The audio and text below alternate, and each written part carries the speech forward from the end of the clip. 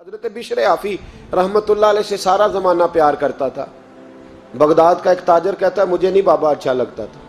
ہمارا اپنا اپنا ذہن ہے نا، ہم کہتے ہیں میں نے جدھر ساری دنیا جا رہی ہے وہاں نہیں جانا، کہتے ہیں کہ وہ بابا مجھے نہیں اچھا لگتا تھا، حالانکہ سارا بغداد عزت کرتا۔ کیوں نہیں اچھا لگتا تھا؟ کہتے ہیں اس لیے کہ بابا نہ صرف فرض مسجد میں پڑھتا تھا، باقی نماز گھر جا کے۔ تو میں کہتا تھا اتنا ولی ہے تو باقی بھی مسجد میں پڑھے۔ کہتے ایک دن میں نے کہا جسوسی کرنی ہے اس کی، جو کہ اسلام میں منع ہے۔ کہتے حضرت بشر آفی رحمۃ اللہ علیہ نے جمعے کے فرض پڑھے، فرض پڑھ کے نکل گئے دوڑ کے۔ فرماتے ہیں میں پیچھے ہو گیا، میں نے کہا آج میں نے سنتیں چھوڑ دی ہیں پر اس کا پتہ کرنا ہے، سنت نفل بعد میں پڑھوں گا۔ کہتے ہیں حضرت بشر آفی جلدی سے نا ایک کباب والی دکان پہ گئے، وہاں سے کباب خریدے، اور میں نے کہا بوڑھے کی عمر دیکھو اور اس کے ذائقے دیکھو، اس عمر میں بھی کباب کھائے گا۔ اوئے ہوئے، مولوی کو روٹی نے ستایا تھا، اس لیے سنت اور نفل چھوڑ آیا ہے۔ کہتے ہیں تھوڑا سا وہ آگے بڑھے تو نان بھائی کی دکان سے نا نان خریدے۔ میں نے کہا دیکھو یار، دیکھو اس کے ذائقے، گرم نان کھائے گا۔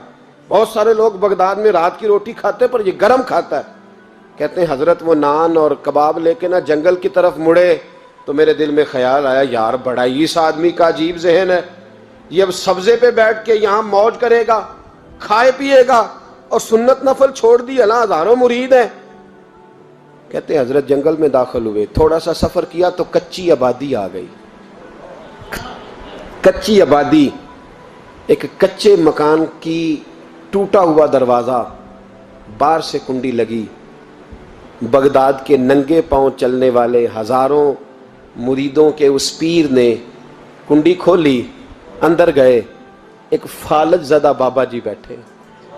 کہتے ہیں حضرت بشر آفی نے اپنی پگڑی کھولی اور اس آدمی کے منہ سے پانی نکل رہا تھا، رال ٹپک رہی تھی۔ کہتے ہیں پہلے اپنی پگڑی سے منہ صاف کیا، پھر پیالے سے پانی ڈال کے منہ دھویا، پھر حضرت اس کے ٹانگوں پہ کپڑا ڈال کے روٹی کا لقمہ توڑ کے اس کے منہ میں ڈال کے کہنے لگے بابا ناراض نہ ہونا، جمعے والے دن مجھے دیر ہو جاتی ہے، ابھی تو میں نے سنت اور نفل بھی پڑھنے ہیں، ناراض نہ ہونا، مجھے دیر ہو جاتی ہے۔ کہتے ہیں وہ بابا رو پڑا اور کہنے لگا بشر یار 14 سال ہو گئے تو روز آتا ہے، 14 سال، یہ 1 صدی کا قصہ ہے، 2-4 برس کی بات نہیں، 14 سال سے تو روز آتا ہے، میں پتہ نہیں کب تک لاش بنے پڑا رہوں گا، تو کب تک آئے گا؟ حضرت بشر آفی نے بابے کے آنسو پوچھ کے کہا بابا فکر نہ کر، آج کے بعد یہ جملہ نہ کہنا کہ تو میرے لیے بوجھ ہے۔ فرمایا لوگ سمجھتے ہیں کہ میں نے عبادت کر کے مقام پایا ہے، لوگ سمجھتے ہیں میں نوافل زیادہ پڑھتا ہوں، دنیا جانتی ہے کہ میری رات کی تسبیح زیادہ مضبوط ہے، پر میں ان میں سے کوئی بات بھی نہیں، میں تو تیری نوکری کرتا ہوں تو اللہ نے میری عزتوں میں اضافہ فرما دیا ہے۔ سوچ ہی صاف نہیں، نظریہ ہی ٹھیک نہیں، فکر ہی ٹھیک نہیں۔ اسلام نظریے کا مذہب ہے، سوچ کا۔ مسند امام احمد بن حنبل کی حدیث سنی، حضرت انس بن مالک فرماتے ہیں جب انسان نے روزہ رکھا ہوتا ہے نا تو روح ویسے ہی پاک ہوتی ہے اس کی۔ میں نے یہ سوچا کہ کچھ باتیں ایسی کی جائیں جس سے تھوڑی سی سوچیں بھی تبدیل ہوں، کچھ سوچوں کا وضو، سوچوں کا غسل، افکار و نظریات کی بھی بات ہو۔ ہم سمجھتے ہیں کہ شاید کثرت عبادت اصل ہے۔ اقبال کہتے ہیں یہ ذکر نیم شبی، یہ مراقبے، یہ سرور، تیری خودی کے اگر نگہباں نہیں تو پھر کچھ بھی نہیں، تیری خودی کے اگر، اور پھر عام چیز نہیں کہا یہ ذکر نیم شبی، سویرے سحری کا ذکر، یہ مراقبہ، یہ جو تو گھنٹوں اللہ کی یاد میں بیٹھا رہتا ہے، یہ سرور، کہتے بے کیف عبادت نہیں، سرور والی، یہ ذکر نیم شبی، یہ مراقبے، یہ سرور، تیری خودی کے اگر نگہباں نہیں، اگر تیرے نظریے کو نہیں بدل سکے، تیری سوچ نہیں بدل سکے، تیرا ایمان مضبوط نہیں کر سکے، تیری خودی کے اگر نگہباں نہیں تو پھر کچھ بھی نہیں۔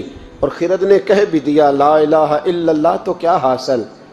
دل و نگاہ، دل و نگاہ، دل و نگاہ اگر مسلمان نہیں تو پھر کچھ بھی نہیں، دل و نگاہ۔ اقبال کہتے ہیں ایک دل کا کلمہ پڑھ، دوسرا نظر کا کلمہ پڑھ، ان پہ پابندی لگا۔ دل و نگاہ اگر مسلمان نہیں تو پھر تو کچھ بھی نہیں، کچھ بھی نہیں۔ حضرت انس بن مالک کہتے ہیں میں حضور کے پاس بیٹھا تھا، حضرت عبداللہ ابن عمر بھی بیٹھے تھے، کوئی بات ہو رہی تھی، ایک حجرے میں بیٹھے تھے، دروازے پہ دستک ہوئی۔ مسند امام احمد میں حدیث ہے نبی پاک علیہ السلام نے فرمایا انس دروازہ کھولو، دروازے پہ وہ بندہ ہے جس کو اللہ بغیر حساب کتاب جنت عطا فرمائے گا، وہ بندہ ہے دروازے پہ۔ حضرت انس بن مالک کہتے ہیں میں نے دروازہ کھولا تو بندہ دیکھا، غریب سا ایک انصاری صحابی، اور بندہ بڑا سادہ، وضو تازہ کر کے آیا ہے تو پانی کے قطرے داڑھی سے بہہ رہے ہیں، اور چمڑے کے جوتے اس نے لپیٹ کے تو بغل میں چھپائے ہوئے، آ کے اتحیات کی حالت میں بیٹھا، حضور سے دو چار باتیں کی، چلا گیا۔ ہم اس کا رنگ دیکھتے رہے اور مصطفیٰ کا کرم دیکھتے رہے۔ اس کو حضور نے جنتی کہا ہے۔ کہتے ہیں اگلے دن اسی ٹائم اسی وقت ہم حضور کے پاس بیٹھے تھے، پھر دروازے پہ دستک ہوئی، حضور نے فرمایا دروازہ کھولو، دروازے پہ وہ بندہ ہے جسے اللہ بغیر حساب کتاب جنت عطا فرمائے گا، بغیر حساب۔ کہتے ہیں دروازہ کھولا، اور جیسے ہی میری نظر پڑی، بندہ بھی وہی ہے جو کل آیا تھا، اور انداز بھی وہی ہے جو کل تھا، اسی طرح پانی کے قطرے، اسی طرح جوتے بغل میں، السلام علیکم، کل حضور فلاں بات کی تفصیل پوچھنی مجھ سے رہ گئی تھی، غلطی ہوگی، دوبارہ آیا ہو۔ اس نے اپنی گفتگو کی، چند جملوں میں بات سمیٹی، چلا گیا۔ فرماتے ہیں اتفاق کی بات کہ دن تیسرا، بندے بھی ہم دونوں، میں اور عبداللہ ابن عمر۔ حضرت انس بن مالک کہتے ہیں دونوں بیٹھے تھے، سیم ٹائم سیم ڈے۔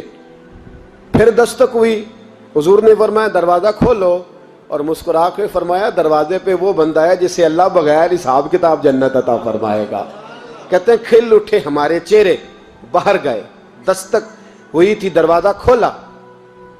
فرماتے ہیں مجھے یقین تھا وہی ہوگا جو 2 دن پہلے آیا تھا، اور میرے یقین کے مطابق ہی کام ہوا، وہی بندہ تھا جو کل بھی تھا، جو پرسوں بھی تھا، حالت اور کیفیت اور انداز بھی وہی تھا۔ پانی کے قطرے بہہ رہے ہیں، اور اس شخص نے جوتے بغل میں دبائے ہوئے خدمت میں حاضر ہوا، بیٹھ گیا، بات چیت کی، چلا گیا۔ حضرت انس بن مالک کہتے ہیں تھوڑی دیر ہوئی تو حضور بھی تشریف لے گئے۔ حضرت عبداللہ ابن عمر مجھے کہنے لگے یار ویسے کتنے اس کے نصیب ہیں، کتنے نصیب ہیں، کوئی آیا لے کے چلا گیا، کوئی آیا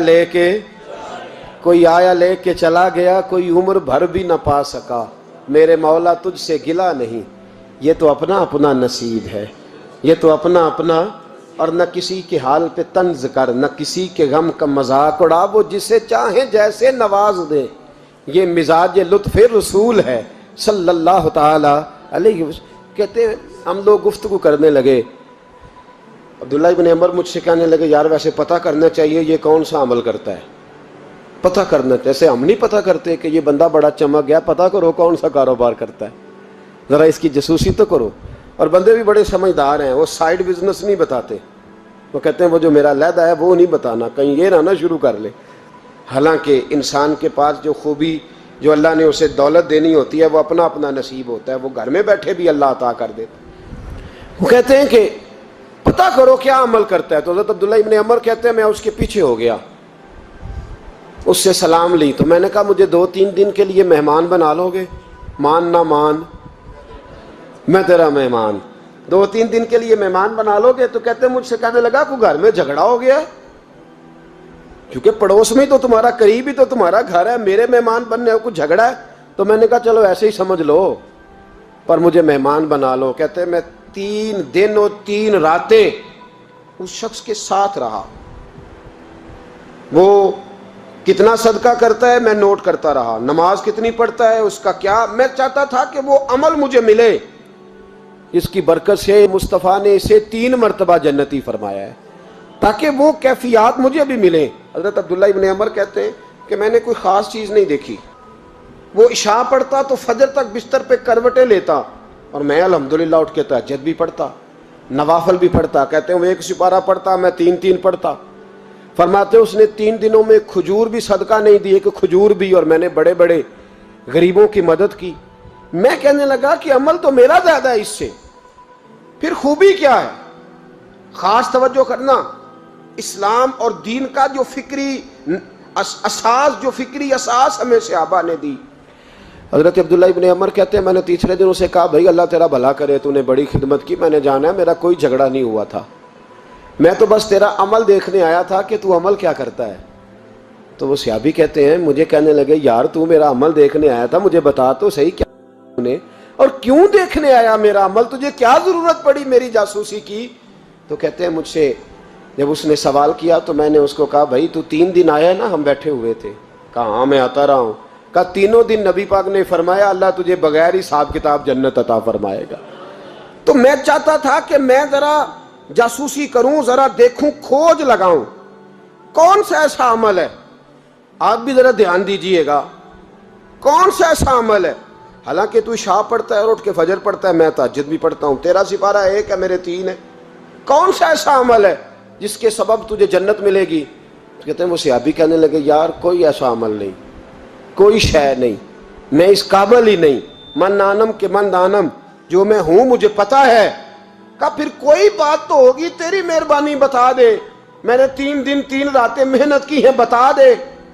کہتے ہیں وہ کہنے لگے اگر تجھے بتاؤں نا تو پھر سن، میں جب رات کو سوتا ہوں تو اپنے دل پہ نظر ڈالتا ہوں، اور سویرے جب اٹھتا ہوں تو پھر اپنے دل پہ نظر ڈالتا ہوں، موبائل پہ نہیں، کنجی پہ نہیں کہ چابیاں کدھر ہیں، بٹوے پہ نہیں، میں رات کو سوتے ہوئے بھی اپنے دل پہ نظر ڈالتا ہوں، سویرے اٹھتے ہوئے بھی میں سب سے پہلے اپنے دل پہ نظر ڈالتا ہوں۔ فرماتے ہیں الحمدللہ میرے دل میں کسی کا حسد نہیں ہے، کسی کے بارے میں کوئی کینہ نہیں ہے، کوئی کسی کے بارے میں میل نہیں، میں اللہ کے ہر بندے کے بارے میں سوچ، نظریہ، فکر اچھی رکھتا ہوں۔ اور فرمایا میں تیرے بارے میں بھی عبداللہ یہی سوچتا ہوں کہ تو مجھ سے زیادہ نیک ہے۔ الحمدللہ اس وقت بھی میرا ذہن یہ ہے کہ انس بن مالک مجھ سے زیادہ پرہیزگار ہے، اس وقت بھی میری سوچ یہ ہے کہ محبوب کے سب صحابہ میں سب سے کمزور میں ہی ہوں۔ نابد عبداللہ ابن عمر کہتے ہیں میں نے اس کا ہاتھ چوما، میں نے کہا سمجھ آ گئی ہے، تیرا نظریہ، تیری سوچ پکی اور سچی مسلمان ہے، تو دل اور روح کا مسلمان ہے، تو نظر اور روح کا مسلمان ہے۔ یہ سبب ہے کہ اللہ کے رسول نے زمین پر چلتے ہوئے بھی تجھے 3 دفعہ جنت کی بشارت عطا فرما دی۔